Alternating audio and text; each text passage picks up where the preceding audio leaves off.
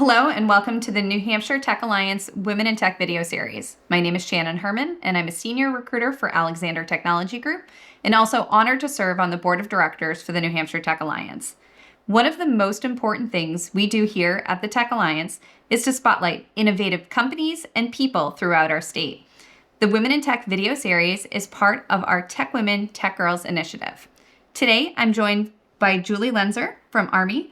Welcome, Julie. Thank you. Great to be here. Thank you. I'm hoping you can share a little bit about your role with the company and what you do for them. Sure. So I am the Chief Innovation Officer at ARMI. And what that means is that I am in charge of helping to take the great research that comes from our members and roll it out into impact for patients, for manufacturers. So really building out the ecosystem and doing so in New Hampshire. Excellent. And you're everywhere I look with ARMI. So you're clearly growing it and clearly doing great things for the state. So thank you for that.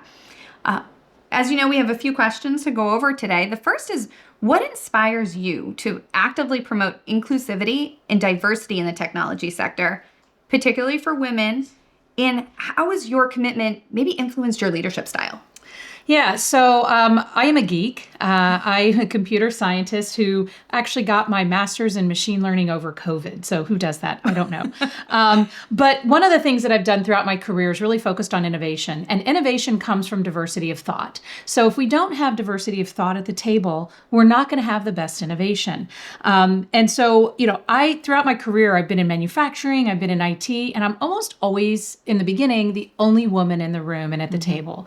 And I was okay with that. I have 3 brothers, so I'm pretty tough. I was known as one of the guys, but not everybody feels that way, right? Mm-hmm. Not everybody feels that comfortable in that type of a situation. So, I recognized that. And then I was pulled in to be one of the first instructors in a women's entrepreneurship program. So it was taking mid-career women and teaching them how to start a technology-based company. And that's when I really realized that this isn't comfortable for everybody learning in a mixed gender environment. And so, I really wanted to help support other women. And I realized that was part of my leadership role, right? Was to be a role model, but then also help to lift other people up. And so I think that, I'm not discriminating in who I lift up, but I pay special attention. If a young woman in her career asks me for mentorship, I'll do it. Awesome.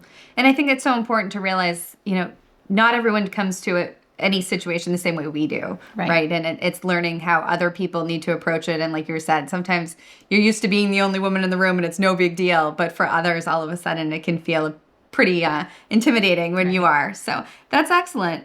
As far as your career goes, you mentioned that you've been in a few different industries, but what are some lessons that you would like to share, with young women today, or if you could go back and tell your former self?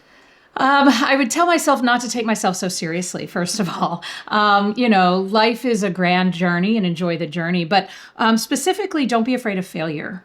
Because if you're not failing, then you're really not risking. You're not really reaching your true potential. And there was actually a quote on the incubator that I used to run that we put on the wall that I had said. It was said, if you're not stepping on toes, you're not dancing fast enough. Oh, I love that. Yeah. That's a good one.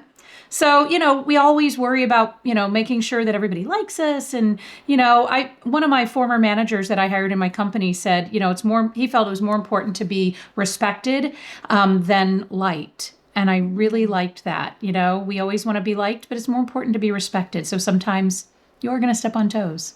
Excellent. And it's a good reminder. It's not always going to go smooth, right? So that's okay. Find some bumps to challenge yourself. Exactly. Excellent.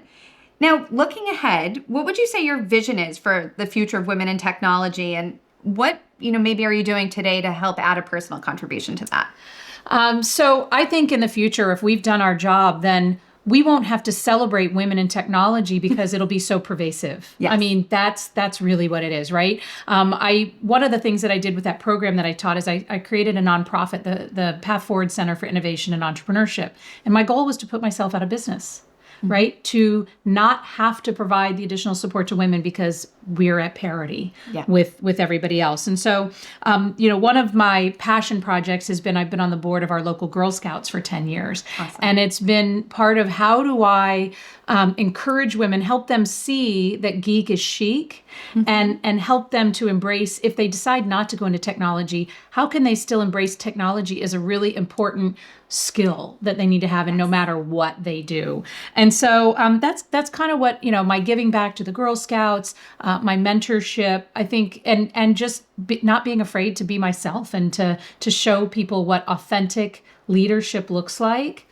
And hopefully others will find their authentic voice and be able to step out and find their leadership style.